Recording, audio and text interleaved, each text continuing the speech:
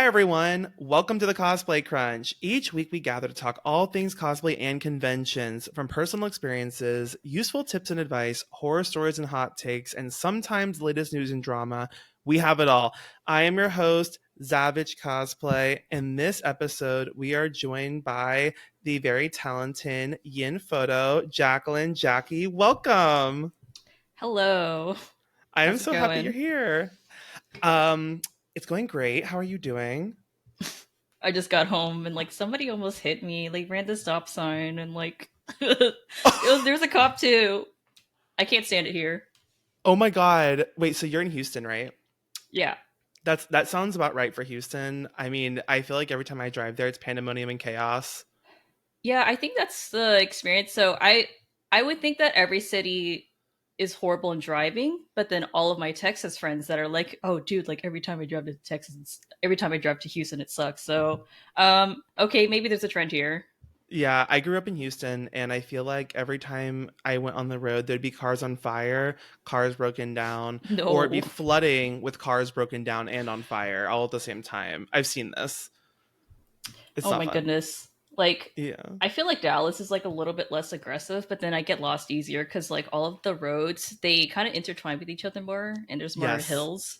Oh, 100%. The roads in Dallas don't make sense, but I see less cars on fire in Dallas in my experience, but both are kind of fucked up.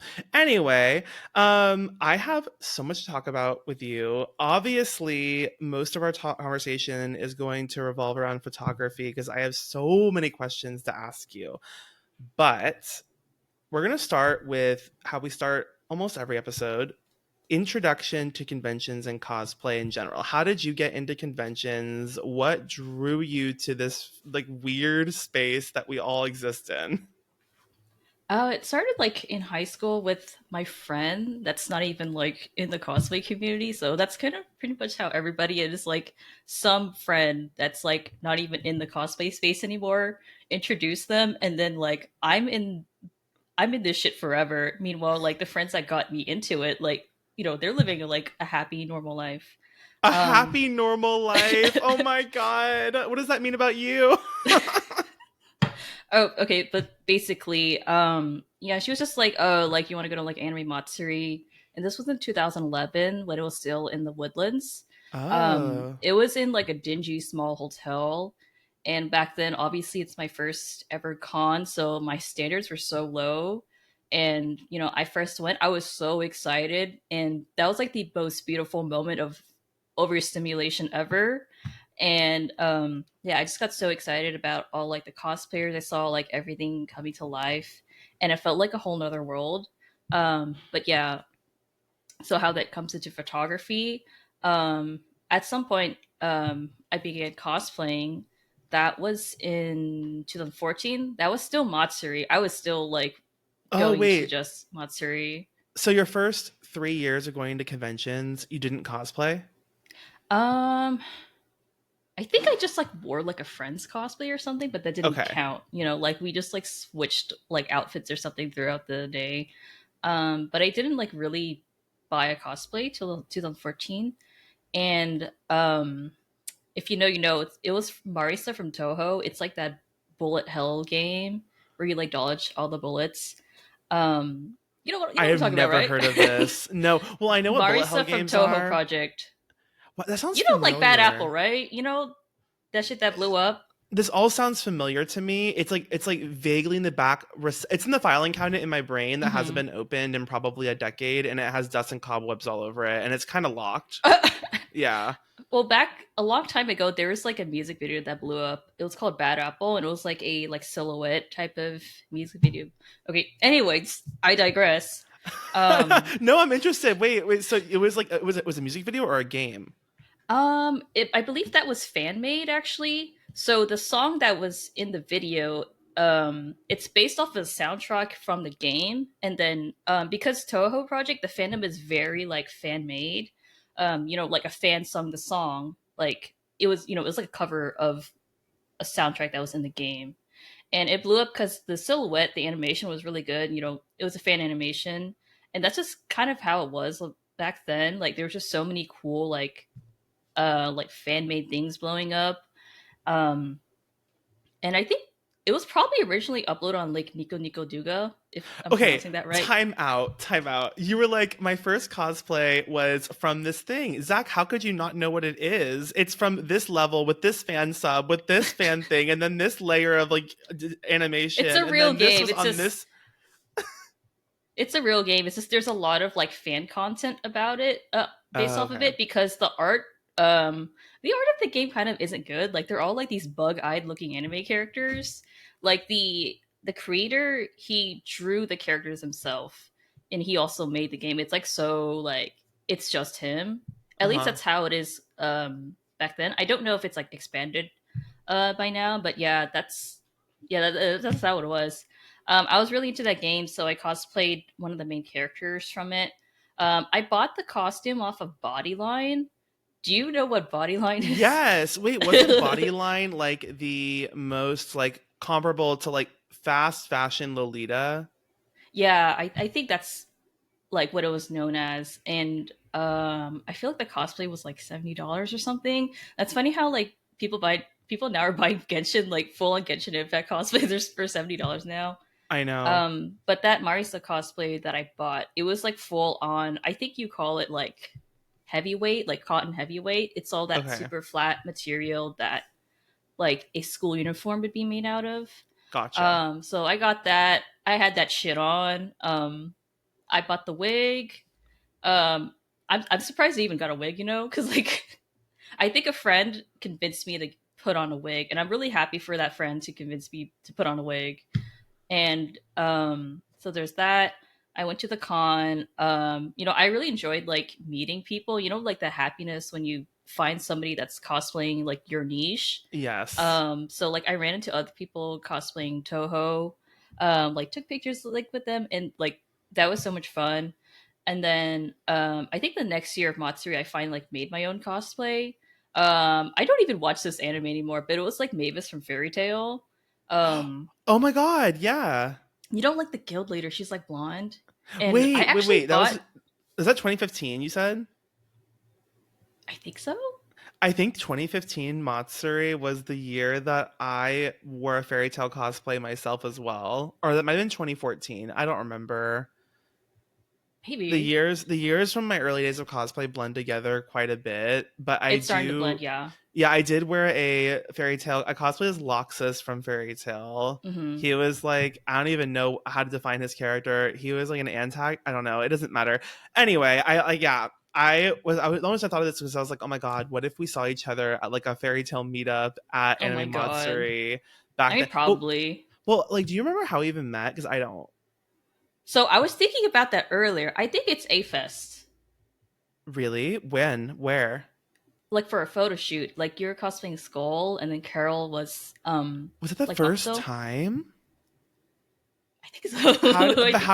how do we even find each other? I was just sitting there thinking for a second before this. I was like, it has to be A Fest. Like it has to be through photography, I think. Well, because I remember at A Fest, we went to that parking garage structure that was Yeah. connected to the hotel slash like office complex, Mm-hmm. like food court thing. And we did photos in that parking garage, but I don't know how I would have found you at that point unless I just had a mutual friend that did photos with you at that point, maybe. Dude, I'm gonna be real. I don't even remember if it was you or Carol that asked for the shoot. I don't remember either. I literally don't remember at all. It's so bad. I feel like sometimes I'm just like I don't even remember what happened or how I met people in the first place. But it is what it is, I guess. I just kind of remember you going like, oh, I know a spot, and just like led us somewhere.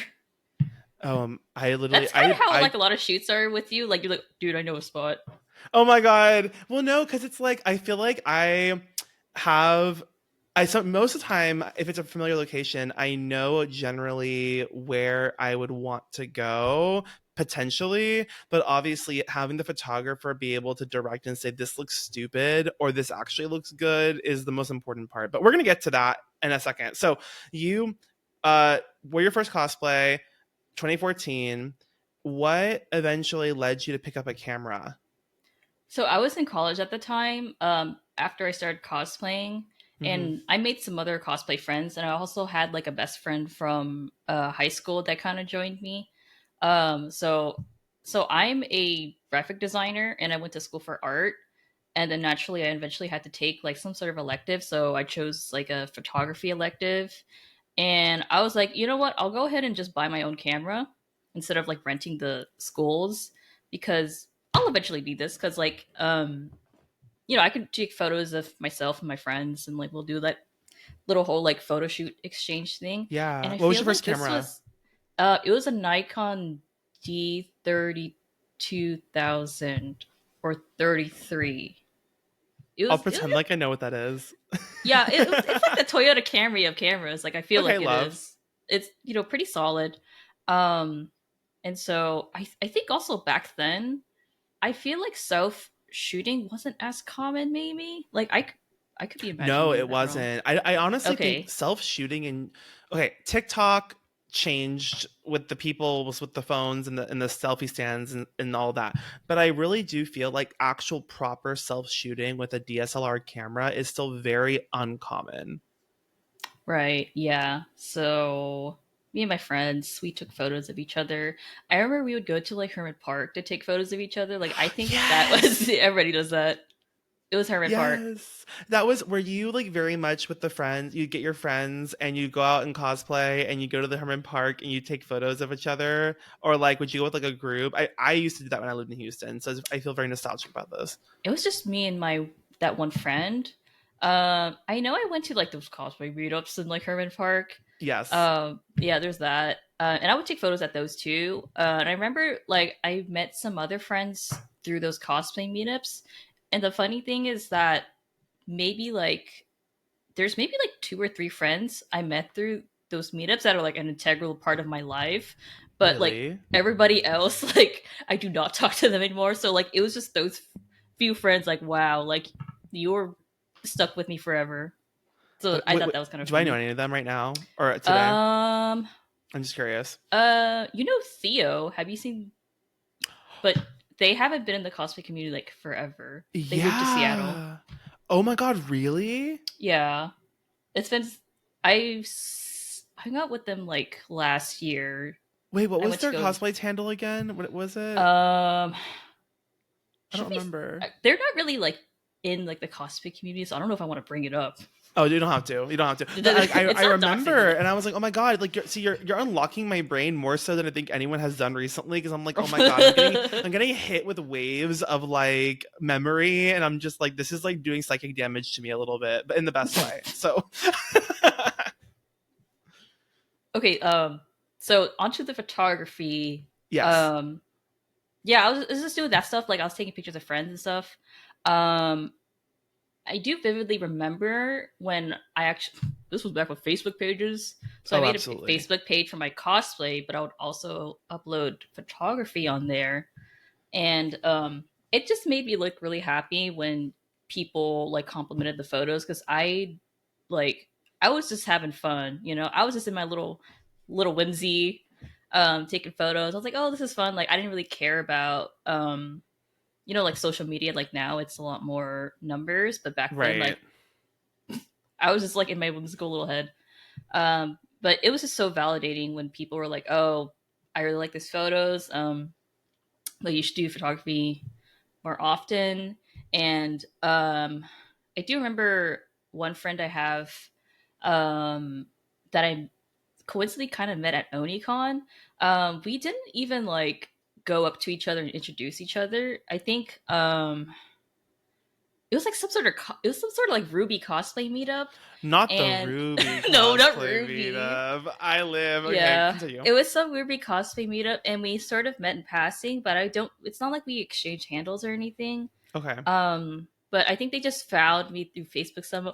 I don't even know how the hell like algorithm even worked back then, because Facebook is like it's people don't go through hashtags, or like there's not Right. stories. Like how did people find each other? I have no But they idea. somehow found me and messaged me on Facebook. Was like, hey, do you want to like shoot? And that was back when photography was more like free, like you would just message a photographer and you would just shoot, and it would be more of like on a collab basis. It wasn't that much like bookings back. Hmm. Like right now, like people like share bookings and stuff. Um, But honestly, I prefer it how it is now. Like even through the perspective of a cosplayer, because I'd rather just like secure a shoot and pay them rather than like back We're then. gonna. It's like you got to know Oh people. yes, yes. Back then, it was all about who you knew, who you were friends with, and who you could actually hunt down at the convention. And it was very ambiguous and vague in terms of if you were actually going to get anything back. And we're going to talk about paid versus Oh unpaid and all yeah. that. But so was this Ruby cosplayer the first person that you actually did a photo shoot for that wasn't like a mutual friend up to that point? I think it could be like somebody that actually just reached out to me to shoot. But yeah, we took photos like at some parking garage, and so the other day I looked at those photos and I was like, damn, I like thought this was like the shit.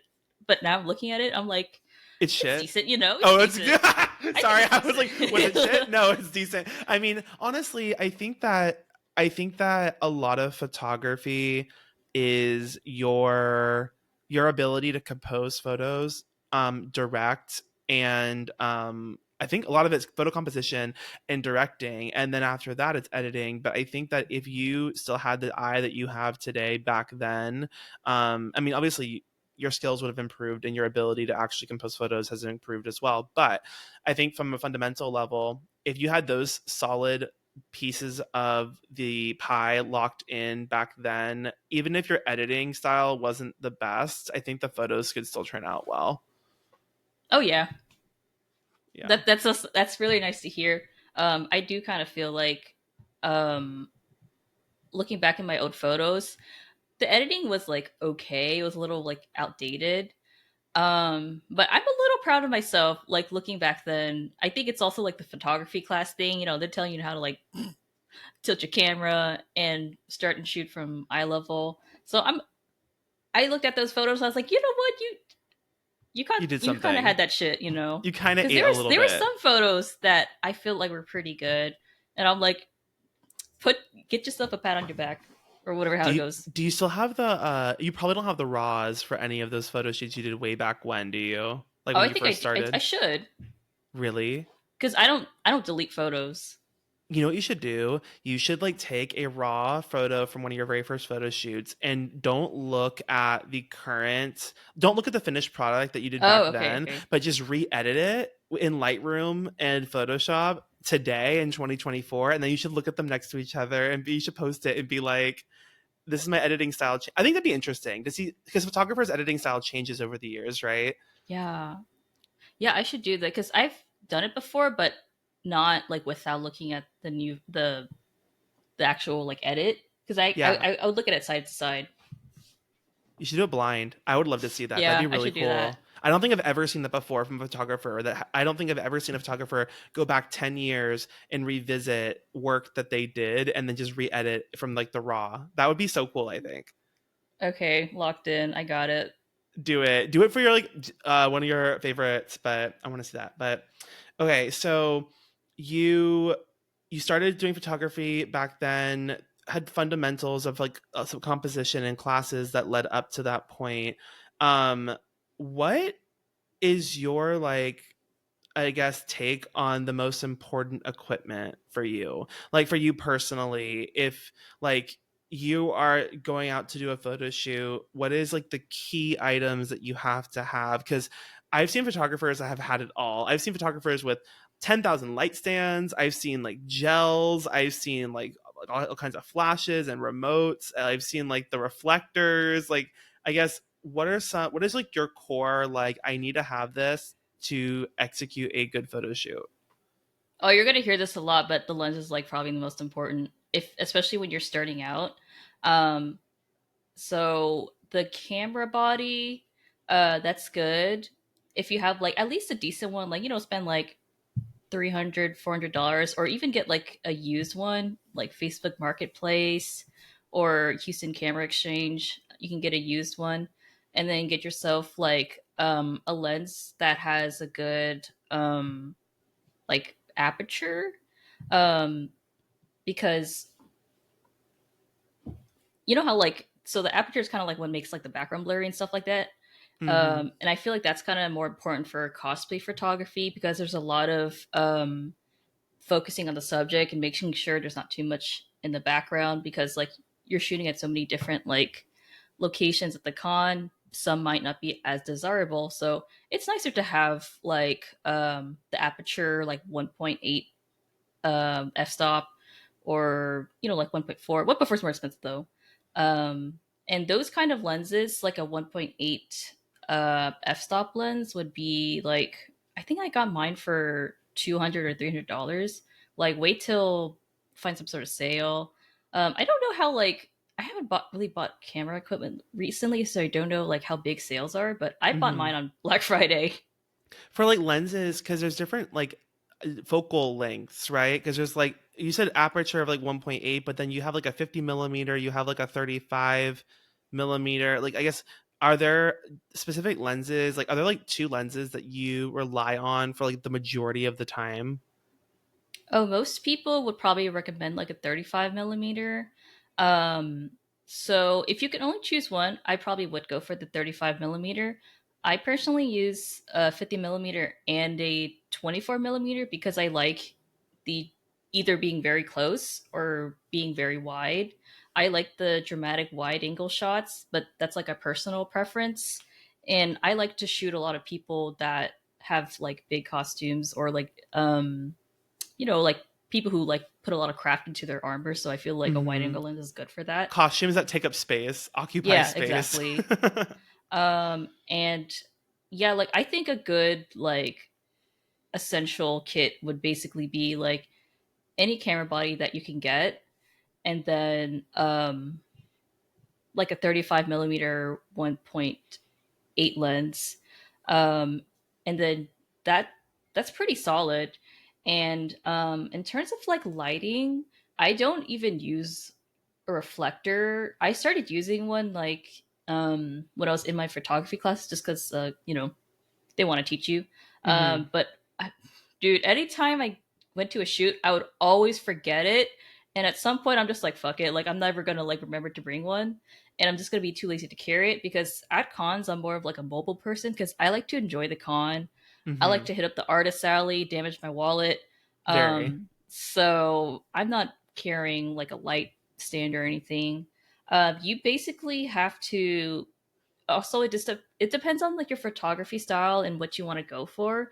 But if you want to go for like a photo that looks flattering, that's like your baseline, then you don't necessarily need like flashes, light stand, or a reflector. You basically just have to know how to like move the subject around the light, because I still do photo shoots in direct sunlight. I just have to know where to move somebody.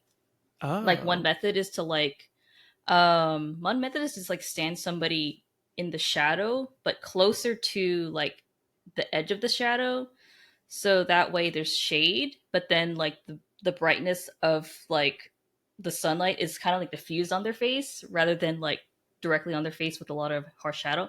I don't know if that makes any sense. No, what you're saying kind of does, but that is predicated on the fact that like you couldn't just go to an open field, right, with nothing there in direct sunlight and achieve that effect. You'd have to have some type of tree or something to like Oh provide yeah, yeah. that, You would right? have to know like kind of where you're going. In open field, yeah, that's a little bit harder if the lighting situation isn't perfect. Sometimes there's different poses though that you can kind of like alleviate the the harsh sunlight. Um, I can't think of off the top of my head what they would be.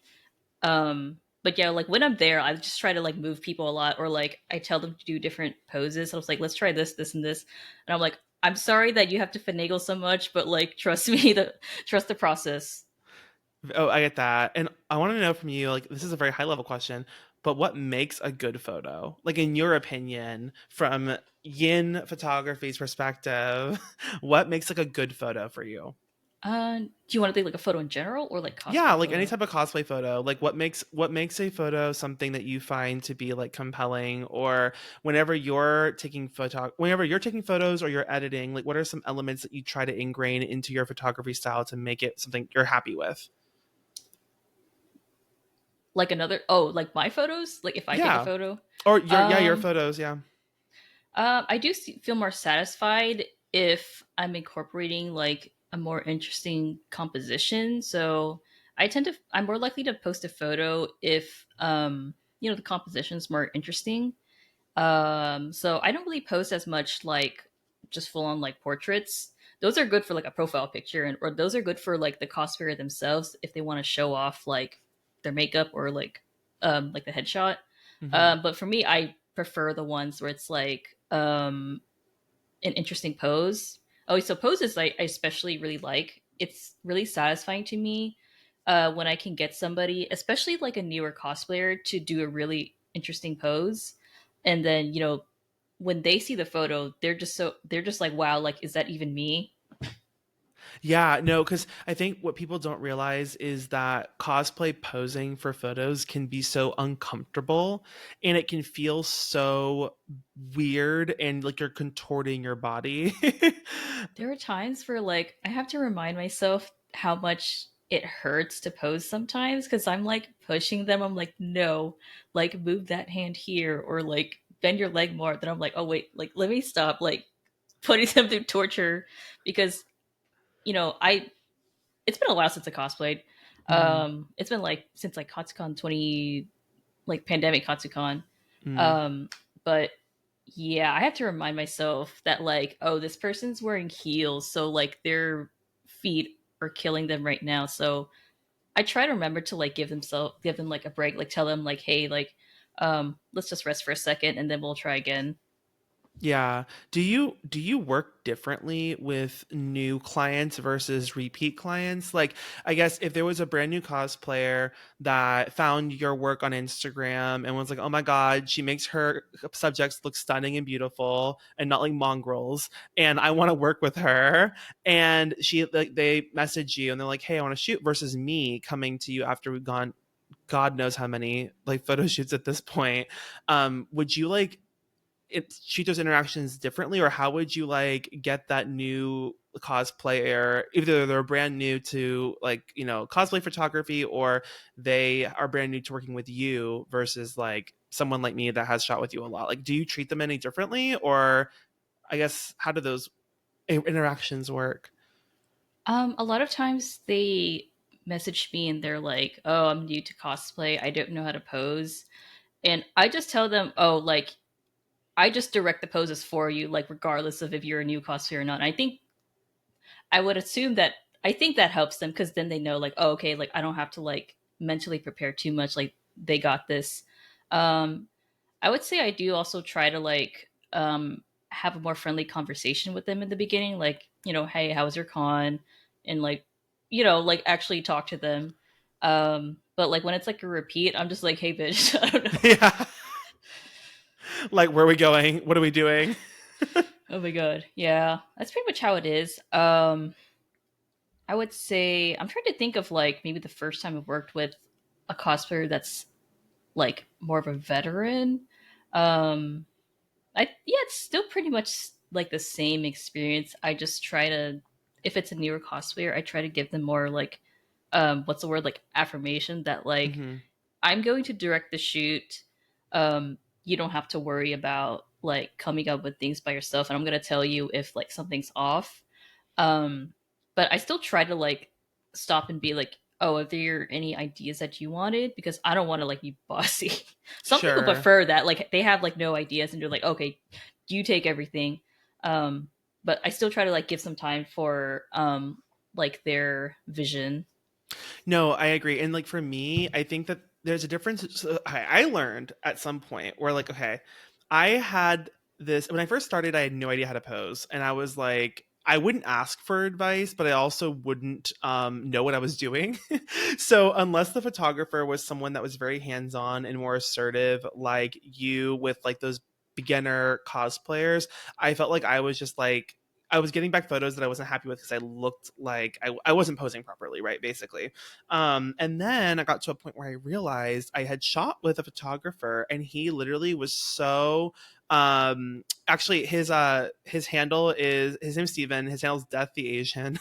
He was so hands-on with me and my body posing. He would grab my arm and like move it. And I was like, thank you. And I was so happy because I was like, literally pose me like a Ken doll, because I would rather that, because you can see what I look like through your viewfinder versus me not knowing what I look like and looking like a potato.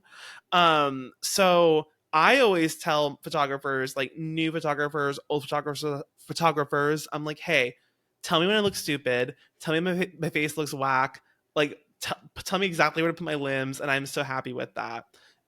Because honestly, a lot of time that works out a lot better than what you think is going to work in your head, unless you have cosplayed this character before, and or you've done that specific pose before and it happens to work for the character. Because I have some characters like that where I've like, oh, I've done the same pose before, let me just repeat something similar because I looked really flattering in that photo. That can happen sometimes too. Oh yeah, I think it's good to just lay down the vibes. Just be like, Yeah. hey, I don't mind if you kind of just like move my arm or something, because um in this kind of atmosphere with particularly like male photographers and being like, you know, like in crossing Creep. boundaries. Yeah. Yeah. Yeah, it can I consent, getting consent is obviously important.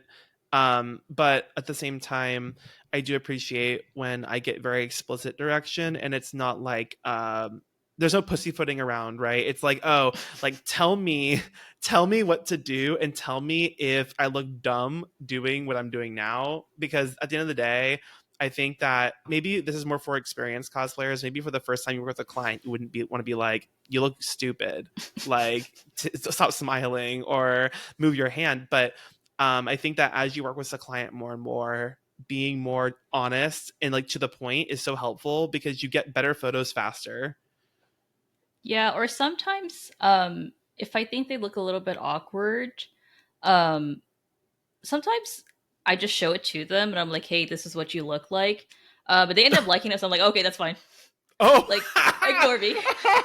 you're like, hey, this is what you look like, sis. And then she's like, oh, I look beautiful. But do you think, wait, time out. Do you think they're saying they look beautiful because they don't want to hurt your feelings as a photographer? But in reality, they don't think they look weird? Or do you think that they genuinely like, or maybe it's both, depending on the person. It's not so much like the face, it's just like the pose. Like to me, it just I think it could be better. But Yeah. and also especially when it's like a very anime pose, like think like the fucking like Tharja like bending over, like that Oh, type of yeah. shit where it's like it doesn't, it's really hard to transfer into real life. Hmm. And sometimes I get, also sometimes it could be me, like sometimes I get hyper fixated on like I want it to be like the same vibes, like um as the character, but then sometimes like the cosplayers, they're fine with it as long as they look good, you know? Hmm. So maybe they'll be Yeah. happy because their face looks good, but maybe the pose is like not, the same vibe. I get what you're saying, because like sometimes you want to emulate the character in the media through the posing, but in some instances, the cosplayer just might want them to look. You might just want to look nice in your costume, not necessarily Yeah. look like the character would look in real life, if that makes Yeah. sense. Basically. Or sometimes it's like the opposite. Like maybe like they want to look exactly like this pose. I'm like, I'm gonna just let you know. First off, when I look at this photo, we're gonna have to compromise a little bit. We're gonna have to make some adjustments, sis. This is Yeah, I because love the enthusiasm, but he's doing splits upside down. Like, and I you're don't know wearing if like that. a plug suit. Yes. Yes, how much give you have in that crotch? Or is that Yeah, gonna and bust up? sometimes I have to ask them first. I'm like, how much can you move in that cosplay? Because I would feel so bad if I told them to do so and I hear a rip or something like that. Has it happened before? Um, Nothing like dramatic, but like definitely something falling down though. Something falling down. Let's definitely happen. Well, yeah, but usually it's not So like breaking. yeah, it's nothing that like contact cement can't fix. Hmm. Or, when we shot at San Japan 2022 and I literally fell down the stairs after slipping with my Gaeta shoes after I had broken my arm like literally like a year before, and I was about to break it again. That was horrible. Was that like ASEN or like was that home at or Well, something? ASEN is where I tripped over loose cabling in the floor of the dark rave and I broke my elbow. And then after it healed, I went to San Japan and then I literally almost fell down the stairs. Well, I think I did fall down the stairs, but I didn't fall down. I like slipped on my Yeah, it was butt. like, you know when you run down the stairs with socks on. It was basically that type of Yeah, fall. yeah. I Um, I'm not surprised though. Like I feel like the, I tried to go to the ASEN rave like last year, uh, and I'm gonna guess that like maybe there's also a lot of people like super crowded, so that might have been like a little bit more of like dangerous like walking hazard. But last year I tried to go to the ASEN rave, and like the line went all the way through like the fucking street, and I didn't even walk to the rave like right when it opened. I understand when there's a line like right when it opens because right. people are just trying to get in, but that was Hmm. like hours. So I'm like, what are you gonna? Jesus. I was like, what are you gonna do? And you need to use the restroom, so you leave, come back, and then you get in line. The rave's already over once you're back. Once you're inside the venue. Oh my God. If I ever worked at ASN, which who knows if that'll ever happen, I am not going there because I have PTSD from literally like breaking my elbow. Oh no. Anyway, what, like, I guess I have on here, like, what advice or expectations do you have for cosplayers that are going for a photo shoot for their first time or maybe repeat? So, like, just yeses and nos, I'm kind of thinking in my head, right? Like, what are some things that they should come prepared with, or some things that they should be doing during the photo shoot when working with a photographer or not be doing? I just want people to make sure that their cosplay isn't falling apart. Two, they know what they look like in the mirror. Um, and then three, like just no facial expressions because I can't change somebody's facial expressions that easily. I think that's Mm-hmm. a matter of like just being comfortable in front of the mirror and kind of just understanding what how your face works, if that makes sense. But Yeah. like poses, that's fine. If they don't know how to pose, that's fine. It's just I think facial expressions is a bit harder for me to I don't know how other photographers feel about this, but I feel like facial expressions is like the hardest to like get somebody to nail. Is it because directing that is just really difficult? Yeah, because like people smile different ways. People like people have a certain way they want to look, and yeah. Also like the falling apart thing, that's mainly because I don't want to take so long. Like every time someone has to reattach something, um, I'm not I'm not personally mad about it. It's just like that's just their time, so they're kind of compromising like the amount of photos that they could be getting. Right. They were compromising the variety they have to pick from at the end by only being able to shoot so much because their stuff's falling apart and into the river potentially. Yeah, and personally, like I feel like I've been there before, like not in a photo shoot, but just walking around the con, like it destroys the vibes when you keep having to like lift something up over and over again. Oh, for sure, for sure. No, I get that. Do you like, I guess with facial expressions, that's something that I think is pretty difficult, and I agree because like, well, for me it's kind of funny because in my personal experience, I don't have necessarily too much trouble with facial expression, but I do have trouble with angling my head the right way. So I need, like, it takes me a few tries, and I have to have the photographer show me in the viewfinder how I look, or in the preview how I look. That way I can change the orientation of my head. That's something for me that, like, is, that's easier to fix, I guess. The way I'm looking is easier to fix than what I'm Yeah. doing with my face. So, but I Sometimes get I what you're ask saying. people like, "What's your good side?" And also if it's all like the wig parts, if it's like not centered, I always tell them to stand on the side where it's like you can see the part more because that usually Oh is the yeah. good side. Because like especially like certain anime characters, um, they got some. It's like they have a lot going on this side, but then like the party's over on this side though. So I try to make them pose like the direction where like the party is. Yeah, where you can see the more, because a lot of characters have like one eye covered. So like Yeah. Oh yeah. if That you're basically. posing, you have to pose where your eyes actually showing. You can't just be showing like literally a blob of hair covering your face. Oh, you know what's crazy? It's when like they have like say like their part is right here and they have like the nicest part of their wig on this side, but Right. then like this side of the costume looks better and then the side that like the part is on doesn't look as good. So like you don't get you don't you don't get both best of both worlds at the same time. Right. Right. That's so hard with asymmetry and cost and characters. But something else I always found too, and this is something I learned like a long time ago, and this is like I guess modeling 101, is just like a three-quarter turn.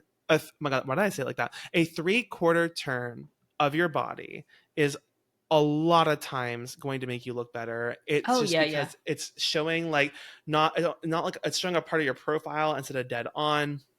You can make more interesting poses, you can move your body in more way, and it adds more depth than just flat straight on or straight to the side or something like that. So for like any cosplayer that's like it's a fundamental just basis for posing. I think even if the photographer is not giving you the direction, if you can preemptively kind of angle your body with one shoulder towards the camera, or like one half of your face more towards the camera, I think it always makes for a better picture. Oh yeah, I think that's a really good rule of thumb for like people starting out. Like start with a rule of thumb, like do the three-fourths the kind of turn. And then I think photography kind of has like a rule of thumb too, like shoot from eye level basically.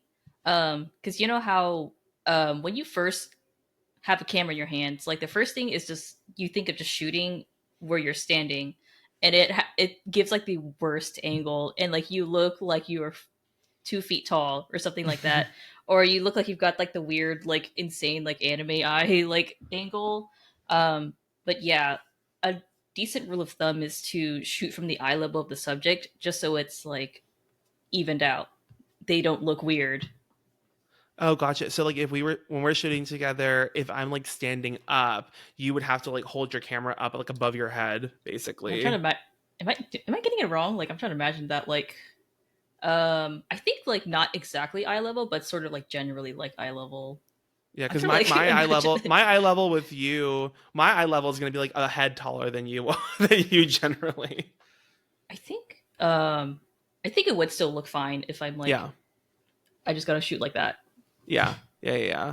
Um, what? Oh my gosh, what was I gonna say? Oh yeah, so we talked about that. Oh, uh, shooting locations. So I want your thoughts on the challenges, the pros and cons, if you will, of location shoots versus convention shoots. Which one do you prefer? And I guess for what reasons? Honestly, sometimes sometimes I don't like location shoots that much because you have to get permission to shoot there. Obviously, if it's Mm, like nature, like whatever, you know. But whenever it's like a building or like the side of a building, it's okay. You know, like, do you have you ever shot at that like church in downtown? It's sort of outside of Herman Park.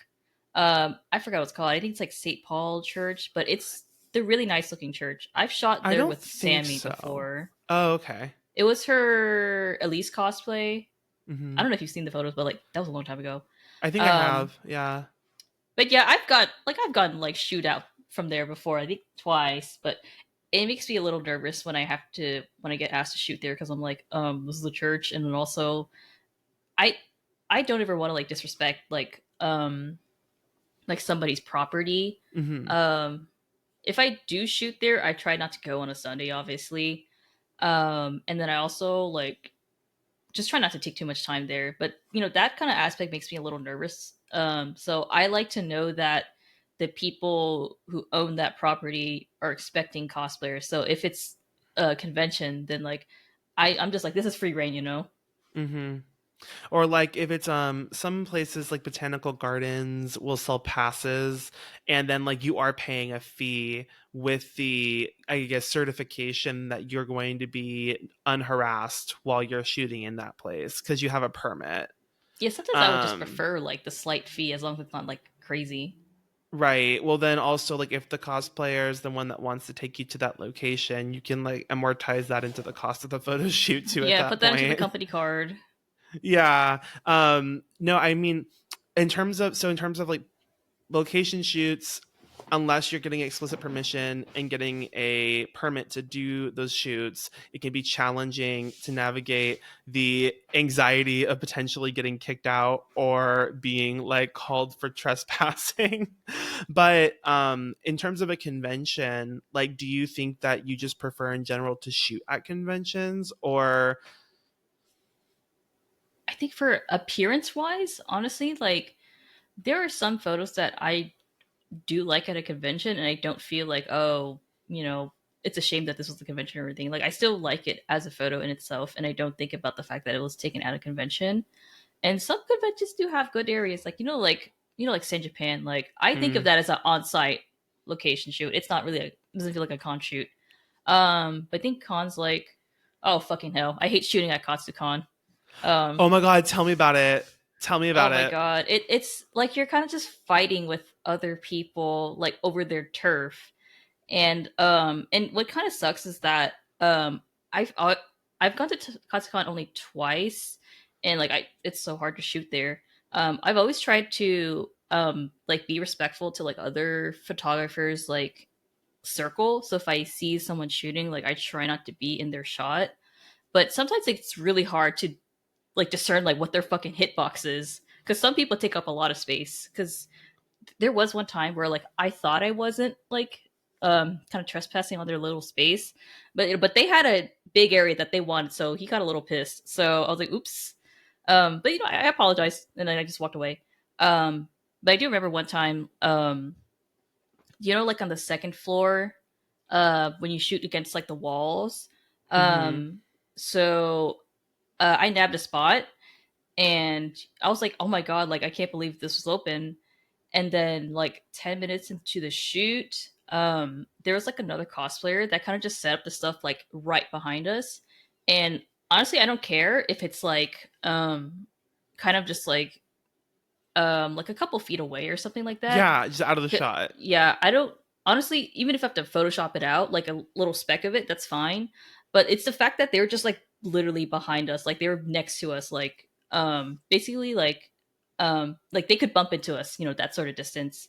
And like if it didn't feel nice because they were saving that spot, and so you would think that this person is using the spot with the intention of photography, that they would respect another, cosplayer or photographer shot. So like it's a little like selfish. Wait, so this person wasn't oblivious to the fact that they were standing in the photo location in the backdrop. They were like, "I'm gonna insert myself into this spot against the wall. That way, I can lay claim to this area, and you're gonna either have me in this photo or you're gonna leave." Yeah, like they were on their phone. And I think they were waiting for their photographer, and I feel like they could have just set their stuff on the ground, and I would have been fine. But they kept standing in the space, so they were like completely in the photo. So I was just like, I don't want to tell them anything because I'm not trying to like. I never want to sound like those type of photographers because it's like, um, we don't own the space, so I'm never Hmm. going to tell anybody to like fuck off unless they're like bothering the cosplayer. Um, but it's just like basically like bad cursing. Right, like take your turn, read the room. We're all trying to do the same thing. Like and communication. Like honestly, it's so easy to go to up to a photographer when they're doing a shoot and say, "Hey, can we use this area when you're done?" Yeah, I And don't they'll say mind that. sure, and then you can just like that way you already introduced yourself to the person. That way if you happen to be in their shot, the photographer feels more comfortable, be like, oh hey, can you move out of the way a little bit, because you already are in the understanding that after this photo shoot's done you get to come here and take my spot. There was actually a photographer that came up to me. He nicely asked us like if we're almost done, and like we were pretty nice to him back. Like we returned the energy. We are like, oh yeah, like we're almost done, so yeah, you can grab it. And like I think he was like a little taken aback that we were nice to him. He was Oh my probably god, really? expecting like an aggressive response, or like don't give a shit type of response. Oh my god, that's I yeah, hope I no. hope he's doing good. Do you know who he was, or was it just some I random have no man at idea because Katsucon? like it's all like people from like not Texas, and like that year, like the last that was a oh wait, that was this year.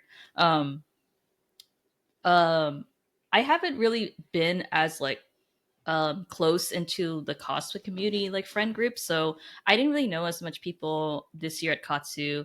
It was the year that I shot with you. That year I knew like a lot of people that were going, Hmm. and I remember one friend that mutual I saw when I was just walking around like the second floor, like all lost and stuff. I was like, dude, like this is crazy. I saw one Texas friend like standing there, and she was like, "Hey, Jackie," and I was like, "Oh my god!" Like you've just like saved the atmosphere. Like I'm so glad to see you to see like someone from Texas. You saved my I life and know, out here in these streets of the Katsukan for gazebo real. level. Do you have a dream location? Maybe not a specific place, like, but like a general atmosphere or place, that a general vibe you'd want to shoot in that you haven't had the chance to? Oh, I don't think this is never going to be possible probably, but I've always wanted to do like a have you seen kind of like the small private airports and they have the garage? A hangar? Yeah, I don't know. Um it would I feel like a photo shoot at an airport would look so cool, like a private airport where it's like a cosplayer standing in front and you see like the airplanes in the back and it's like the massive garage. Like that's what you It's a I don't know hangar. It's an words. airplane hangar. Wait, hold on. Can I Google That's it what real it's quick? called. Google it. Called an airplane hangar. HAN. Wait, HANGAR. Okay, yeah. Exactly like this would.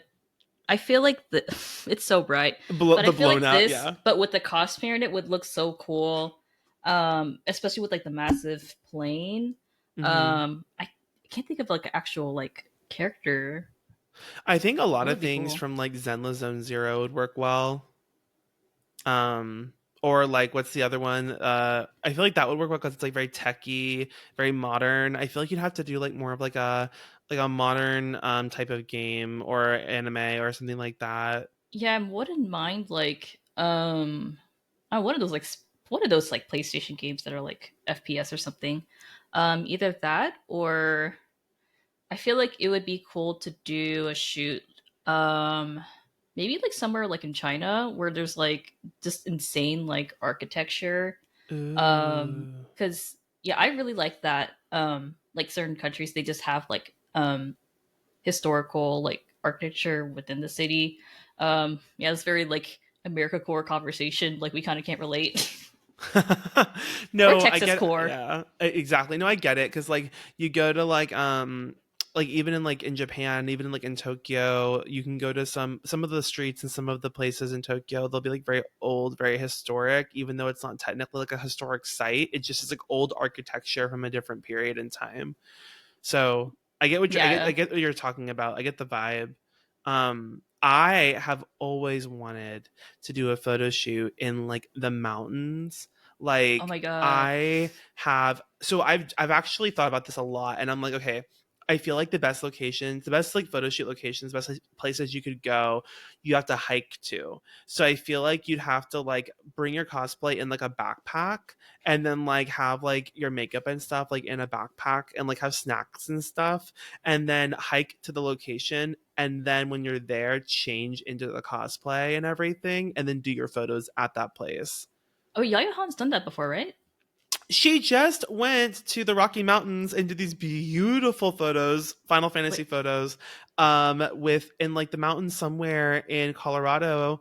And it looks so pretty. I mean, she wasn't like hiking in the mountains with like a ball gown on, but she was like the mountain backdrops. One person that cosplayer December Win, Oh if you've seen her, yeah. she does a lot of really pretty photos with their partner because they both live in Denver, Colorado area. So they Oh, go oh into the my god. mountains.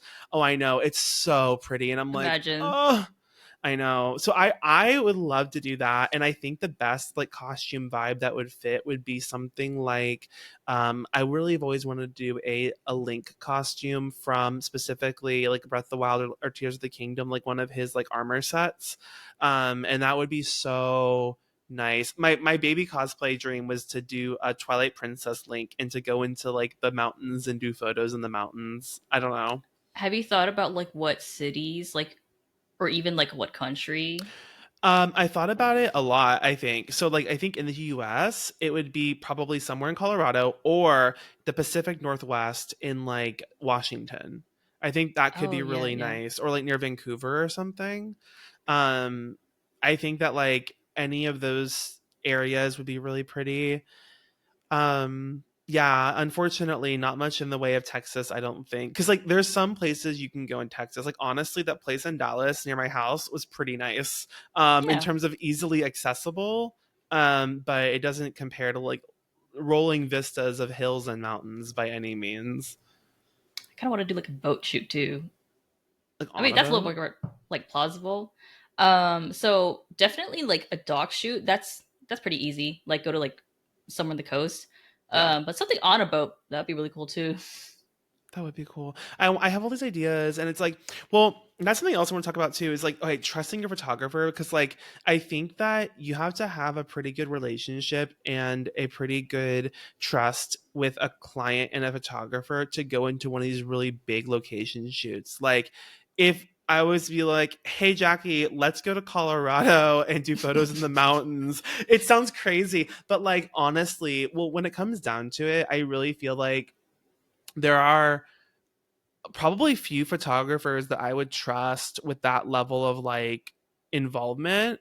You're definitely at the top of the list in terms of like who I like know would rock the shit out of that type of photo shoot. But it does take a lot of like it's not something that anyone can just do. Like you can't have like a very you can't like approach my photographer and be like, oh hey, we never met, but would you want to go to this like mountain with me?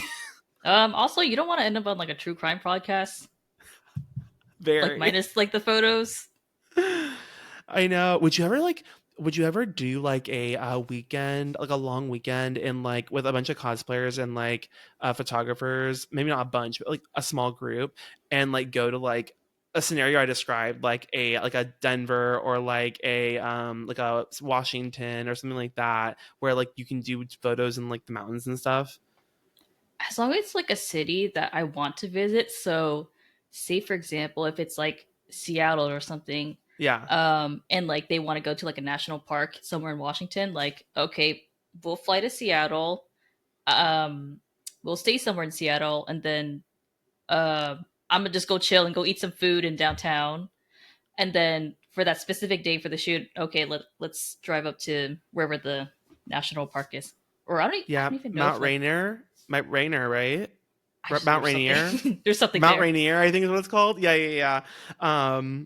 No, I mean, that's my bucket list. Like, because I've never done like I've gotten really beautiful cosplay photos, but I've never done like a really intense like excursion like some people do. Like some people go to Vegas and they go into like the desert, which Oh sounds kind yeah. of that sounds kind of I think that's a little stressful. too experimental for me. Because I'm like, what if I Yeah, die? Like, if I question if I'm going to come out alive, then like, that's a that's a little no for much. me. But if it's like, Yeah. oh, there's a main city we can fly into, and then just for that Hmm. one day, we'll drive over to like a park, national park, or something like that, and that's fine for Yeah. me. Especially if it's like, say, like Vancouver, where in Vancouver you can take like a bus over to the national parks, and it's like there's gonna be people there. Like, you're not stranded. Right. Oh, I never been there before. I never been to Vancouver before, but I know that like Hung no photography. He used to go up there into the Pacific Northwest and get really pretty photos with Ricky Riddle, I think was her handle. Is her handle. Anyway, really pretty photos you can get doing that. Oh I man. could talk about that for a while because I've always wanted to be like I've always wanted to do that, and it's still a dream that maybe one day we'll do. But usually, when you're traveling, you're more focused on going to conventions and not going to like just locations to take photos. If that makes sense. Yeah, imagine like being around like pretty nature. Couldn't be us in the I'm like depths of the artist alley in the basement of a parking garage. either that, like, or even like a con weekend, and then the Monday or Tuesday or something, go out for a shoot. Um, but yeah, for me to do that, it would have to be a city that like I want to visit. I don't want to go like extreme butt fuck nowhere in the Oh, entire trip. same. It's like we have to camp or something. No, absolutely not. Oh, girl, on the floor, sleeping on the floor. I'm No, not could built not for be me. that. No, absolutely not. Have you been to SakuraCon before? Oh yeah, yeah, because I went to Seattle and then I went to SoccerCon. Yeah, that was fun. That's one that I like. I never been to SakuraCon before, so I'm like, maybe that would be a fun thing to like go to, and then try to go to like a national park nearby or something. I don't know, Oh yeah, but that'd be fun. I Yeah. could try to go to SoccerCon next year because my friend does live there.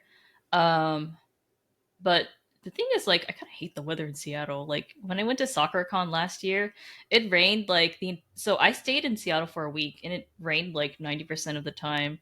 And I did see like a mutual that lives in Seattle, and he was like, sunlight, please. Any sunlight? Yeah. I was like, oh, okay. So that is how it is living here. Yeah. So then I did like the photos I took at SoccerCon, but just like I kind of prefer sunlight, so it wasn't like totally my style. That's fair. Well, I feel like it comes and goes, and I think depending on the time of year you go, it could also make a difference because I went to Seattle in the winter and it was like I don't remember when I went last. It was maybe a year or two ago. I don't remember what time it was when it was winter. It was either like November through maybe February. I don't remember what time. And it didn't rain too much while we were there. Actually, I don't know if it rained once, which was surprising. But I feel Oh, like it just depends on the time of year you go, maybe. I don't know. well, you know what pissed me off? I have a few friends that went to SoccerCon this year, and they're like, "Oh my god, the weather was so nice." I'm like, Girl. goodness. And they went to like University of Washington to take like their photos like when the sakuras were blooming. I'm like, oh, it must be nice. Oh my god. The closest I ever got to that was at Katsucon one year when the cherry blossoms were blooming there and I was just like, "Oh, look, we have one little cherry blossom we can pose next to." Um one thing I want to talk about is how transition. So okay, I feel like there's been a transition or like a shift online predominantly from cosplayers trying to document their work in photography to like short format videos. Has that impacted any of your like creative process or the way that you work with cosplayers, or has it kind of just been like a side thing that you haven't really like gone and like touched and more focused on like the photography aspect of it all? Wait, so like the rise of Like short format, cosplayers? like yeah, because I feel like a lot of cosplayers now, like especially the new cosplayers, I feel like the cosplayers that like started after 2020, a lot of them don't really go and try to participate in these like formalized photo shoots where they're getting like high resolution, high quality photos that are edited by a photographer. Instead, they're using their cell phone to take pictures or they're just taking TikTok videos. Have you experienced a shift in like the general environment in terms of how cosplayers want their work documented from your perspective, or has it been kind of the same? Just I'm just interested to know like from what you've seen as a photographer working with different people. Oh, dude, I don't know. Like, I'm just vibing. Because the people I shoot with are still generally like the same people. Like, I haven't really, most of the people I work with, they're not really like TikTokers. Because, um, I don't know if I'm like on the nail of like the people that you're talking about, but the people that are like TikTok famous, Hmm. I feel like that kind of crowd typically they have photographers that will shoot with them for free, and the people that come to me are the people that are making their own costumes Hmm. and are a little bit more like serious. Well, not saying they're not serious, but they're more like, oh, I need to have like the cosplayers that make their own costumes, they are more likely to want a photo shoot with like a DSLR and like a paid photographer. So I feel like it hasn't really changed for me. Hmm. And Because it's been pretty consistent in terms of like the client base that you expect and what they want has remained pretty steady throughout your time doing photography. yeah, also I'm 28. I'm going to be hanging out with like people like or that are my age, or like Hmm. people my age are going to be coming to me towards like to me. I do still get some like younger cosplayers, and but yeah, mostly the people that are like going to a cosplay contest and they really want professional photos. Yeah. I think that it's interesting because I think that sometimes I feel like I still consider one of the best ways to demonstrate the work I put into a costume is through really nice photos. But I also recognize the fact that the algorithms of social media don't push photos anymore. They just push the short format videos of it all. And so you really have to really want those photos for your own like value, for your own enjoyment, and not necessarily just for the clout of it all. Because if you're doing it just to try and get attention through social media means, social media is not going to reward you for posting photos is what I've seen, at least. Yeah, for maybe like 2 seconds of my life, I saw that like short form content is more popular and more, like that'll kind of spread your algorithm more. Hmm. I cared for like 2 seconds, but then I just unclenched. And I was just like, you know what, like I can't be bothered to do all that, man. That's how I feel too. I It's just so don't want to bad. like. I don't feel like thinking of like content because I am not a social media manager. I'm not going to do all Same. that. I'm just going to do photography. Very. No, it's so much because like even for me like with this podcast like I know that in order to be able to get more viewership or get more people to participate in listening, like doing social media clips is helpful because then they can, while they're scrolling on their phone, they can see this conversation pop up on social media and then they can be like, oh, what are they talking about? That's kind of interesting. Let me go like let's see what this is about. But it's so much work to make those clips. I made like 6 or 7 of them the first season, and I was like, I can't do this anymore. Like, it's too Oh, much. okay. Yeah. Regarding like this podcast, yeah, I think you do kind of have to post I clips and stuff. Yeah, you got to deal can't. with it.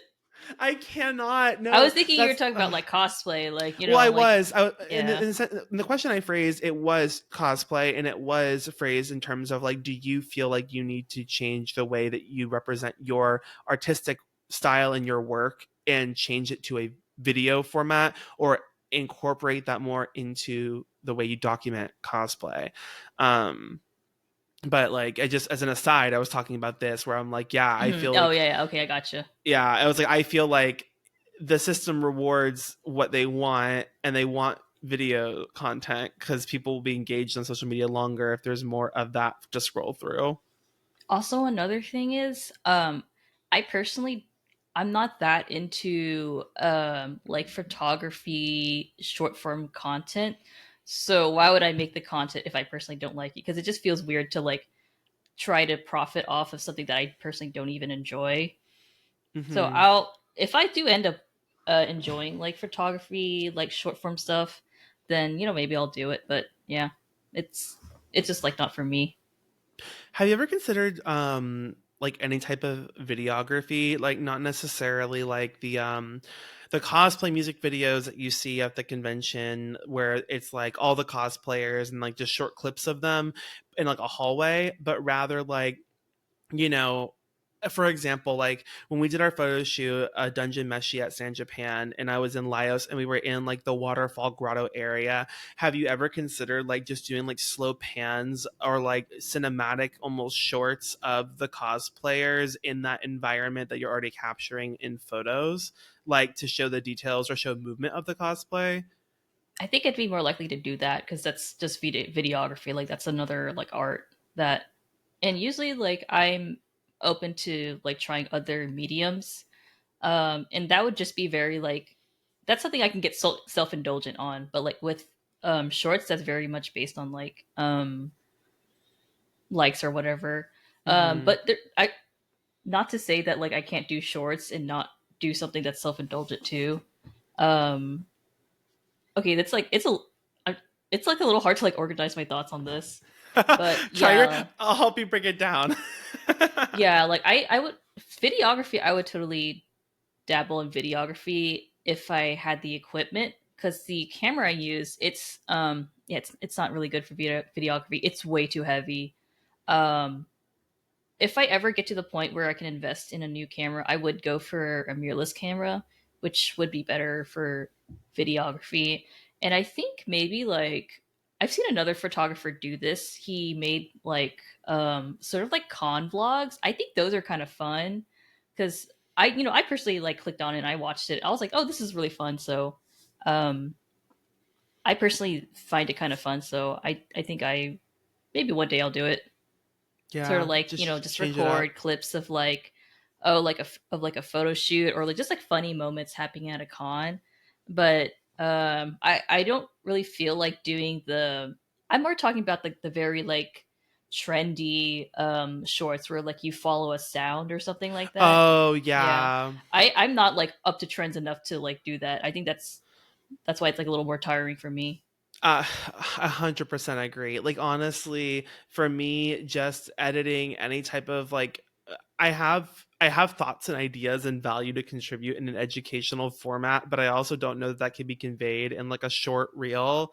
And so I'm like always like, oh, should I actually try to make something and post it? And it's like at the end of the day, I think that your engagement in social media should only be a benefit to you in the sense that like if it's draining or not something you actively want to do, then just don't do it. And at the end of the day, also like cosplay is not paying my bills, photography is not paying your bills. Like it's our fun creative outlet, and I think that like as long as it is that, we shouldn't force ourselves to like conform to like whatever meta wants us to do in the moment. Yeah. Also, I have a day job, so I kind of don't give a shit. Yeah, literally that. I'm like, no. If I was relying on social media for like my income, maybe I would care more. But thank God that is not my Yeah, way. I definitely have respect for people that like. So when you're like your own social media manager, I think you do have to know like how to clip a video in a certain way that it captures someone's attention. Because like reels, like you still have to like you got to get them. So I think that's Hmm. a interesting skill that I am too lazy to dabble in. Yeah, same. Not related to photography. You are a big coffee tea house girly. I feel like all the time throughout the year, I feel like any given day, you are in a coffee shop or you are trying a new boba place or like tell me about this. Like I mean, am I right? Am I spot on with that assessment? Lately, I haven't been going to coffee shops as much. Like, okay, I was at one today, but like I used to go like I used to go like multiple times a week to like work from home and stuff. Mhm. But I don't do it as much these days. And the simple answer is everything is too fucking expensive. Like Very. yeah, I'm at that point where like I get kind of like old man yelling at the sky like, "Oh, why is this like $7?" And then you know, obviously there's tip too. And then if I'm sitting at a coffee shop, I do feel a little obliged to tip. And then but my problem is like why is like such a like simple like latte like, $7 and then plus tip it gets like really expensive. Oh, and And then you want then to add oat milk? Oh, honey, that's gonna be die. another $5, bitch. That's gonna be another deposit. You have to put a deposit down on that coffee if you want oat milk. Yeah, sometimes like I try to only do that if I just need like the serotonin. Like I've just been inside for too long and I'm like, okay, I'll spend the $20-$30 to take myself out, but I don't want to do that on a regular basis cuz like you would destroy your wallet and it's not like back then. I remember back then like a milk tea was like 350 or something. Right? Oh my goodness. And these days if I go out to eat, I usually mostly get like a banh mi cuz that's cheap in Houston. It's like Hmm. well, it was cheaper back then, but now it's like you can get like a banh mi for like $5 in Houston. I think it's kind of the same for Dallas. And honestly, like I feel like that's a better deal than most fast food lately because It it is is. better quality food. Like I heard that like Chili's is like booming in business now because people are pissed off that fast food is so expensive now that they might as well just dine in. And I'm like, you know what? You go, girl, because like Yeah, fuck them. Chili's was cheaper than McDonald's, I think. It got to that point. And you And can I'm get like, yourself like, don't they have like those like mixed drink deals, like a margarita deal? What does they call it? yes, it'll be like a margarita for like $4. And I'm like, this is, I mean, it's probably rock bottom, lighter fluid, but it's still, it could get you there. What is your coffee order? Like, what is your, if you're going to like, I guess if you're going to a boba place and maybe you've been or maybe you haven't, but like, what are you looking for on the menu? Are you looking for like a milk tea base? Are you looking for like a fruit tea? What are you looking for? Oh, it depends on my mood. If it's really damn hot, I'll go for a fruit tea. But if I'm feeling like I want to dessert, then I'll go for a milk tea. And I usually try to order like the most like interesting looking drink, the most experimental looking one. Because I always want to try something new. And also like milk tea is like $7 these days. So I need to get the most tasty and the most interesting or whatever their specialty is. Because like back then when milk tea was like 350, I was okay with just ordering like the same thing over and over again. But now I'm like, I really gotta like contemplate my Get your money's choices. worth. Yeah. Yeah. What are you adding to that? Are you adding like normal boba pearls? Or are you adding like popping boba? Are Um. you adding like grass jelly? Are you adding what are you adding to that? Okay. As an adult now, I very rarely add like tapioca or boba, whatever, because of the calories. Because now I like the very adult thing. You got to think about the calories. Yes. But obviously, like if pick me up if you've been having a shit day, then yeah, add that boba. Don't worry about it. Don't worry about the calories. But on a daily basis, I'm like, if I just need a drink, then I'm gonna add like if it's a fruit tea, then I'll add like rainbow jelly or like mango jelly because Ooh, okay. I don't think it's that many calories, I do especially the if it's grass lychee. jelly. Oh, the Oh grass yeah, jelly yeah, too. that's a Yeah. good one. Yeah. My favorite place recently has been one called TPT. Like it's called Taiwan Oh yeah, Professional I like Tea. TPT. Bitch, it slaps. It's so good. If they don't have it in Houston, but I've tried it in Toronto and I've also tried it in Dallas. I was in Dallas like I don't fucking know when, but I tried that one in Dallas. It's probably the same one you went to. But I was like, yeah, this is just as good as I remember. Yeah, it's delicious. It's like I had never had it before. It opened in Carrollton right near us, and then I realized there's also one like in Plano and other places. But I had always thought that like other places like Feng Cha was my like ride or That's die a good one too. until TPT. Then after TPT, I'm like they're better than Feng Cha still. Oh yeah, I think TPT is probably like more higher quality. Yeah, I think so There's too. And also like those like tea shops that they're very prioritized on like the quality of the tea. Like they will tell you the exact like fucking mountain it came from or something like that. I am nowhere near advanced for that. So one open. So I've tried this not in Houston, but there's one that opened in Austin. It's called Chicha. Um, I don't.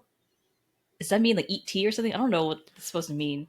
yeah, I don't know. I But don't know what the first but word like when is. you look at the menu, it's like I think there's like a Michelin version of boba or something, and they won an award for that. What And the when you look fuck? at the teas, it's like like when they instead of just saying oolong tea, they'll say like ding dong oolong tea or something like that. They'll say the whole name, and I'm like, dude, I don't even know like the difference. And Not the like, ding dong oolong tea. yeah, I tried it before in Toronto, and I liked it, but I was like, I think this is just too like I don't think I've advanced enough for this. Like the skill tree in my brain for boba has not like unlocked yet. Yeah, no, that's hilarious. I want to go to that place now. There's also that other one that's like really, it was famous or rather infamous in Houston because they were basically opened up a franchise illegally and they were Oh, like, they got sued. It's like Zing Fu Tang, I think is what it's called. oh yeah, Xingfu Tang. Yes. Wait, Oh did my it God, close down? me over here, Zing Fu Tang. Wait, that's in like Bel Air, like Yeah, is it Houston. open still? I thought it was. Okay, yeah. So I they went didn't like a few close. months ago. They got sued though because they were they had a um it's a franchise and they were not buying their ingredients from the authorized manufacturers for the teas and the bobas and Ew. stuff. They were buying it from somewhere unauthorized. I think it was cheaper and so they were literally got like sued or they got like some type of like it was really bad. They got like Okay, I feel like it's coming to like there's it's somewhere in my brain. I feel like yeah, I've they got heard like about it. there was legal some legal auction taken against them for Oh, but they're that. still open. Yeah, I That's mean, they funny. probably fixed it. They probably like, Oh, okay. That makes sense then. Yeah, I remember I walked in there one time like on their like they weren't even open yet. It was like during like I feel like this was close to like the winter freeze in Houston. mm, But like we wanted boba, so we walked over and we just saw that it looked like it was open, and we walked in. But then we didn't realize it was like some like influencer like party going on, and we walked in and it was just like, wait, what's going on? Like people were like taking pictures and like, why is there like a square? There's like some like shoebox or someone taking like they got like four boba drinks in front of a shoebox and they're taking it with their professional What the camera. I was like, fuck? what's going I was like, what's going on? But I think the guy, the manager came up and they're like, hey, are you with something, something, something? I forgot what he And you said. said yes, And right? we, no, we were just like, oh, what's going on? But he just let us in. I think like maybe we were like nice. So he just let it slide. And we ordered it and I think it was good. Like it was good quality, but I think those are one of like the shops that like it's never going to be my go-to because it's so heavy. Like, Yeah. yeah, it's like kind Like of like Tiger Sugar. dessert. Yeah, it's like a dessert I basically. say my hot take, fuck Tiger Sugar because that boba, first of all, they don't have milk tea on the menu. They don't Oh, have like a a milk regular tea. standard. They have milk and then they have tea.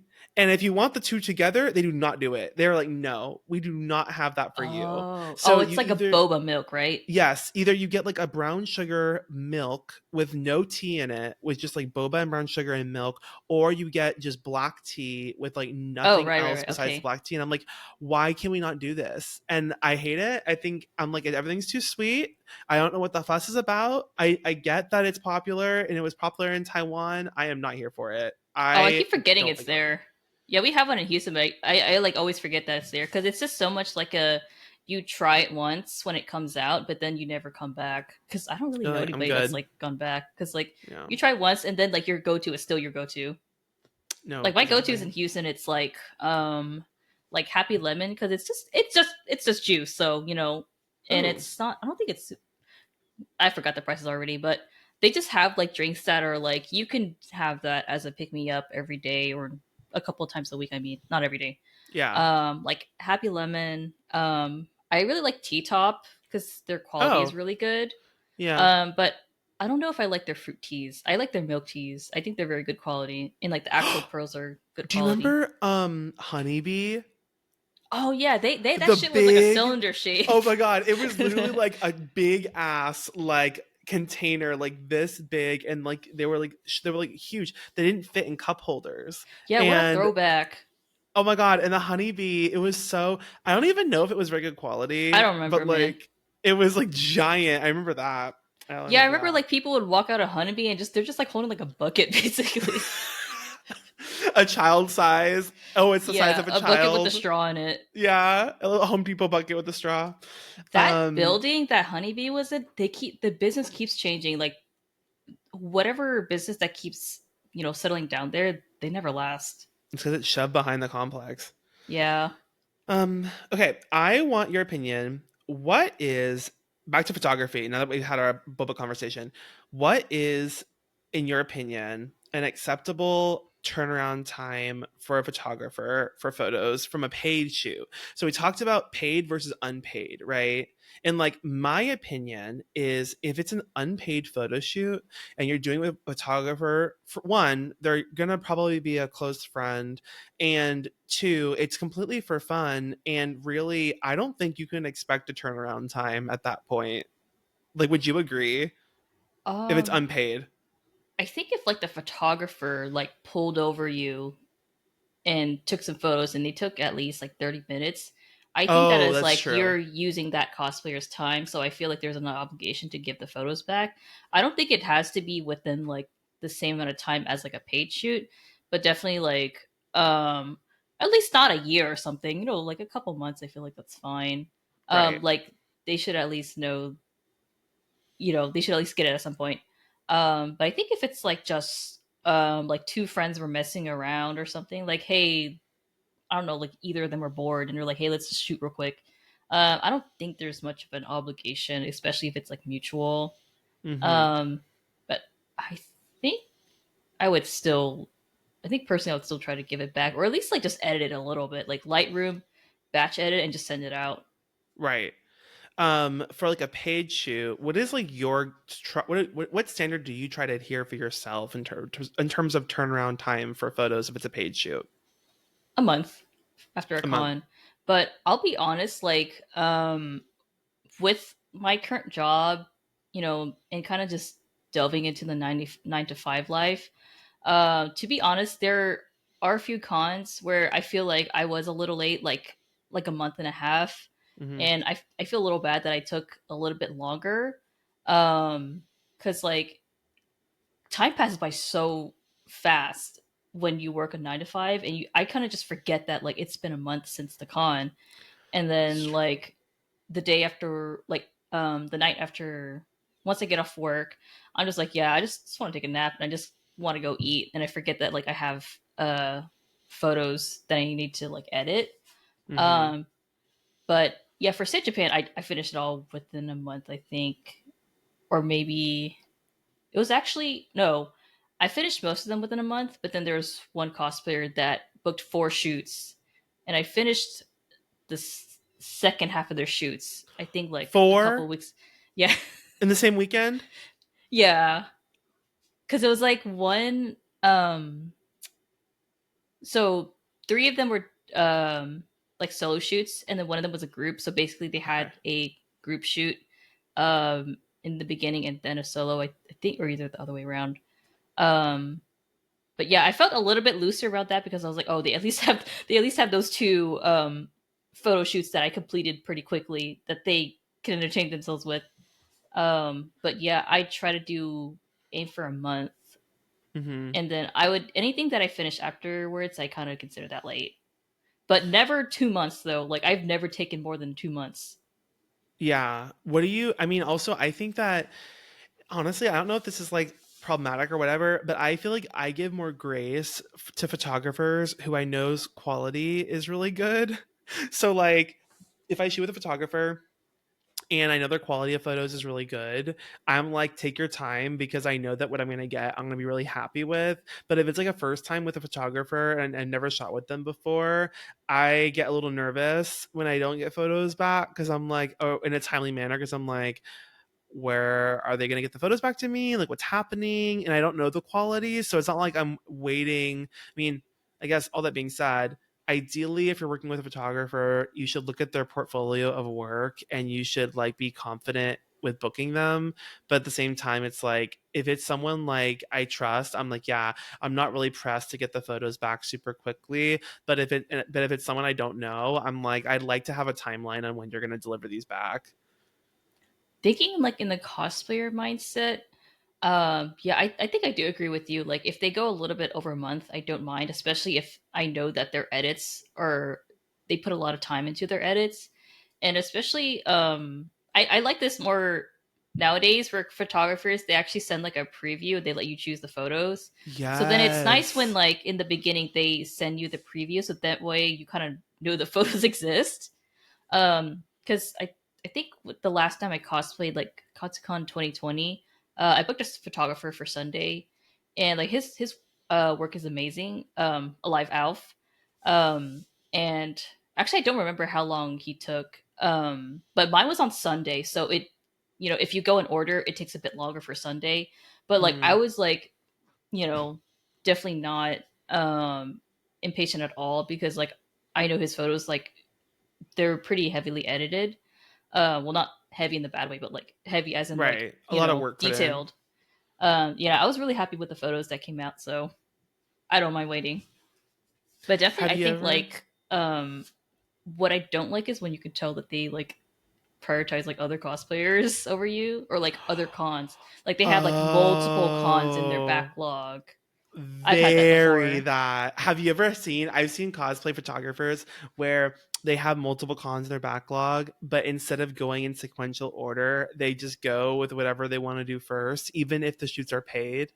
And like they end up giving photos back to cosplayers who they like or have large followings immediately, like within like maybe a week after the Yeah, it's convention. very much a It's thing. yes, and then the ones that you actually paid for, they're like, "Oh, you exist. Oh, we have to give you photos. Oh." So a good rule of thumb is if you look at the photographer and you look at their portfolio or their Instagram page or whatever, and every cosplayer on that page looks like a supermodel, you are not getting your photos back within like 3 months. T, that is honest. That is so accurate. If everyone on there looks like Linda Evangelista and you are going to shoot with them, oh my god.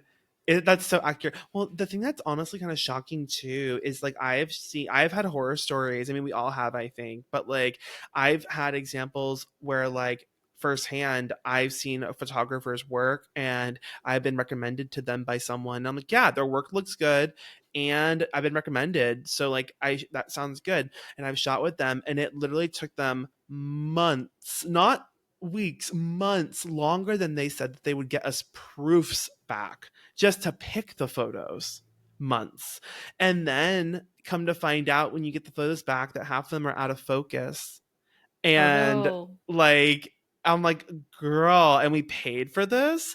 And then I've also had experiences, well, not firsthand, but through close friends, where they've worked for big name photographers, like big name photographers that they thought would be reputable because they work with everyone, that in the upper echelon of society, if you will. And they literally like had to harass the photographer with like potential PayPal Yeah. disputes to get the photos back. And Yeah, I'm it's kind like, of that's sad when you have to keep crazy. asking them. Like, I personally don't mind if somebody asks me once, especially if it's been a couple of weeks and they're just asking. Most of the time, I don't think everybody's ever rushed me. I've only ever had people like, "Hey, just wondering like when it's going to come out." I don't mind that at all. They're just Yeah, they're because excited. like wanting transparency, there's nothing wrong with that. Yeah. Um, no one's ever tried to like rush me. And then also like it's a good like reminder to me to like keep me in check, make sure like there's just a lot of shoots. I gotta like sometimes it happens. Actually, I feel so bad about this, but I actually forgot to send photos to somebody just recently. Like I finished their photos I think they were the first shoot I did. And I finished their photos like a couple days after the con. And like I think I had like Instagram open on like my web browser and I was just Uh-huh. sending links to multiple people because I probably finished like like three shoots within the first week and I was sending it to multiple people. Maybe I forgot to hit send like on that one group. And yeah, they checked in with me like I think like a month and a half after the con, and they're like, "Hey, what's good?" And I was like, and I saw that there was no like message under it. I was like, "No way," because I was like, I literally had a scenario in my head. I was like, "Oh, I think they posted the photos before. Like, I know that they have the photos." Because You I completely were don't, in a I made up, delusion that yeah, like this happened. I feel like I made up some shit in my head that like, oh, they have the photos they've posted before, but then like I saw that like there was nothing sent to them like after the message about the fruits. I was like, what the fuck? So That's I guess I might hilarious. have gotten confused, but I sent them extra photos as like compensation because I was like, you were supposed to get the photos earlier, so I tried. So let me just send you some extra photos as like compensation. That's so funny. That's hilarious. Well, at least you told them. That's that's hilarious. Oh, over editing. You said heavy edits in a good way a minute ago, which I know what you meant by that. Heavy edits in a bad way. So like one thing I think that you excel at, and I'm just gonna like literally blow more smoke up your ass because you deserve it. You can you have a really nice way of doing some like touch ups on people's complexion and on their face without distorting or shifting how they actually look. Like we're in Texas. I think half the time we're shooting in like 100-degree heat and like makeup can move and things can happen. But like you're able to actually apply adjustments to skin correction and to complexion in a way that looks very natural and keeps the actual like models like structure intact. But I've also seen photographers that literally will like morph them into something else. What are your thoughts on that and just in general, and how do you like maintain the overall integrity of the model's face? um, so I would say, well, the key to not doing that is dodge and burn retouching. Sorry, dodge and burn retouching. That's like a method I think most professional photographers would do, like portrait photographers. It's a method where, in short, basically you're not editing directly on top of like the image. You're kind of doing it so that you can go back and fix your mistakes. And you're basically like instead of like say for example airbrushing the skin, you're basically just dodging the area. So when you're dodging the area, you're basically you're just brightening it, and the details of the skin are still there, as opposed to like airbrushing it. Because when you're airbrushing it, you're kind of deleting the pixels. Mm, So yeah, I prefer to do the dodge and return. Why is it so hard to be you say? got this. But yeah, I do that. That kind of just prevents me from destroying like the skin. Hmm. There's also the thing with for some people claim that like it's harder to like correct like darker skin. I've never thought it as like a problem. I think it's okay, this is a whole nother thing, but I feel like sometimes photographers just have this more like unrealistic beauty standard in their head that they Very. apply to, you know, the cosplayer. Um, and some photographers just don't think dark skin is beautiful. So that's why, you know, a lot of cosplayers with deeper complexions, they end up not liking their photo because the photographer that they shoot with don't consider them as someone that could possibly be like beautiful, you know. So Hmm. I don't think it's a separate skill to edit dark skin. You just have to be not colorist. Very. You put it perfect. Like I mean from an editing perspective, I wouldn't really be able to speak on that because I've never done it before, but also at the end of the day, you see beautiful cosplayers of all skin tones that have photos that exist that look great. So if you're saying that you can't do it because it's not technically possible, that's just an excuse for you to be shitty and not want to take their photos because of their skin tone, basically. Yeah, and I guess what I feel about over editing, I think some people like it because, like, I know in like other countries, especially like, say like East or Southeast Asia, they edit their photos like a little bit more, and that kind of thing. That's just none of my business. That's none But of my over business. here, but we're if when we're talking about over here, then yeah, I would avoid like editing too much because then it just comes off as like, oh, you didn't look good. Like I just want to edit for somebody to look like their best. So this person, they can possibly look like this, and this is their best. This is what I want them to look like. You know, I consider like, you know, like acne. You know, if somebody's having Yeah, a bad day, then they'll have acne. But there are also days where they don't have acne. So like right. removing the acne like isn't like an unrealistic expectation. I just Oh don't want to no, go absolutely. towards, oh, this is so random, but I remember like do you know like Maya, like Sushi Ferret, one of my Yeah. friends? Yeah. She told me like one time, um wait, I hope this is not like revealing too much, No, um say it. I want to know. She won't care. I remember she told me that like she was editing like someone's photos and they requested for the cosplayer requested for their nose to be removed, and like Wait, removed? yeah, and like I kind of sat there for a second. I was just like, wait a minute. I was trying so hard to clarify what was being said, and she was like, yeah, no nose, and I was like, no nose. Did she do it? Did she take off the nose? I don't remember. This was a long time ago, but uh, that was I'm an gonna I'm interesting gonna like. message her on Facebook and be like, "Did you take off the nose?" and have no context, and then see if she knows what I'm talking about. Oh my goodness. But yeah, that's it. But yeah, I kind of like railed off into that because yeah, some people just have their own like beauty standard. Hmm. But yeah, I've never really had that situation before though. Somebody having like a very different standard of what they want. I would hope everybody like is honest enough to tell me like if they don't like what they look like. Hmm. I have recently at Cine Japan, I did work with somebody that like they were super happy, like they were very vocal, but about you know, their satisfaction for the photos. They're um like usually I forgot how exactly she phrased it, but basically I think her experience was that like other photographers like don't make her skin look as good because she had like a more deeper complexion. And I'm like, dude, like I all I did was just like click a little bit and like just not fuck with your skin, and that's all I did. Hmm.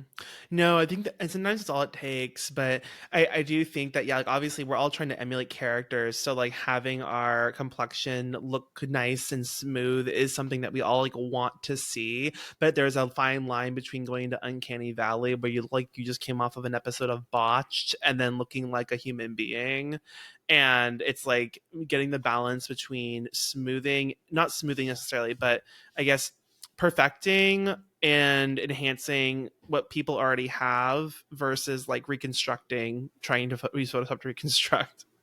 Yeah, and I try to like also like in Photoshop you can turn off the visibility, and I try to like step back for a second. If I know I've been like editing someone's face for more than 5 minutes, I try to like turn off like what I edited and see if I edited too much.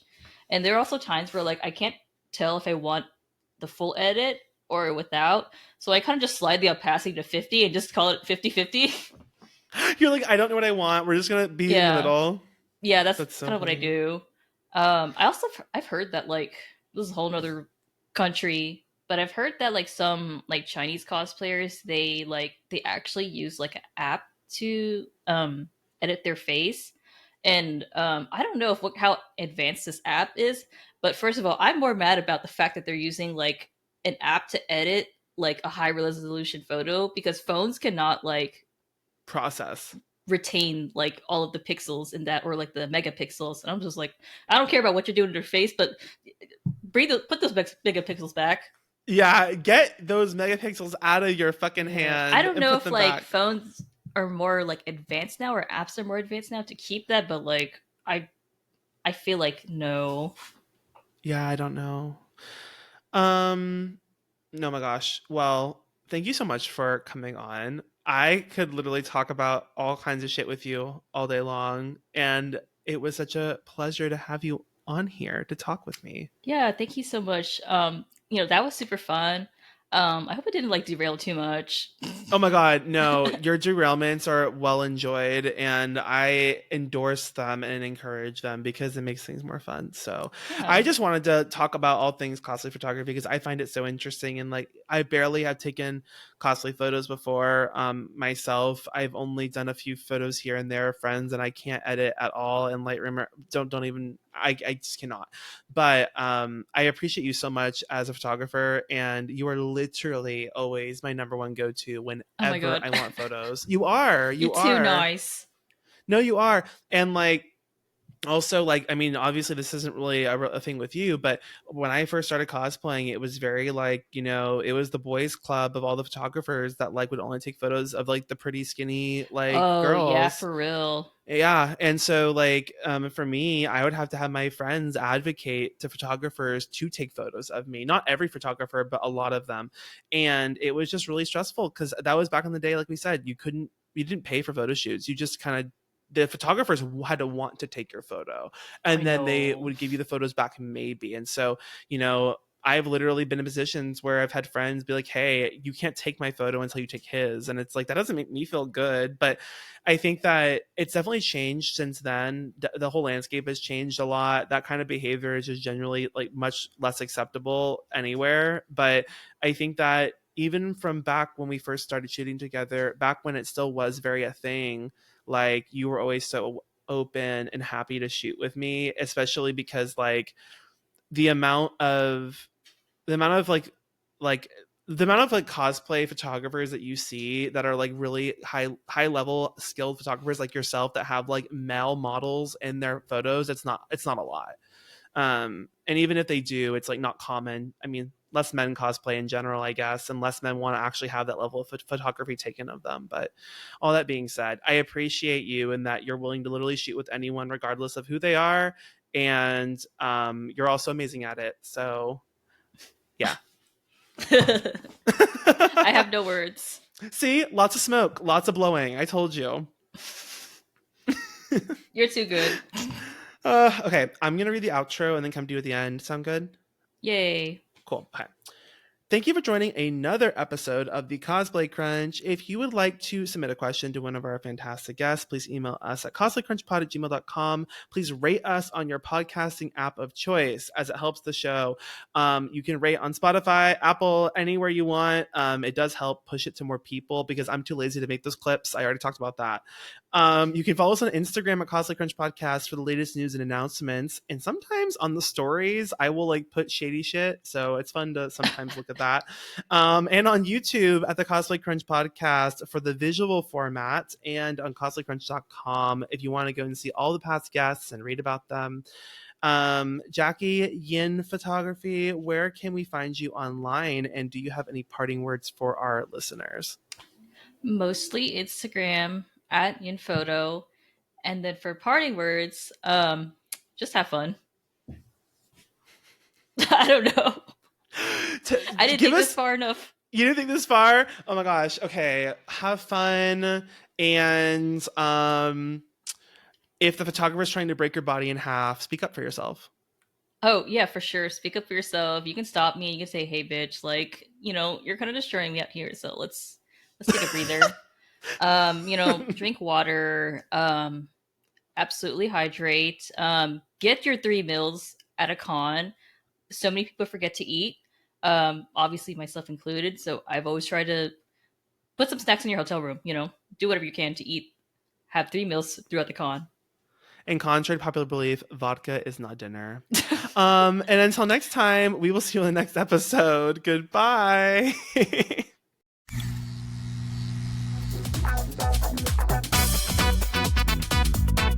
The Cosplay Crunch podcast is hosted by Savage Cosplay, with post-production also by Savage Cosplay. Original theme music by Katie Fairbanks.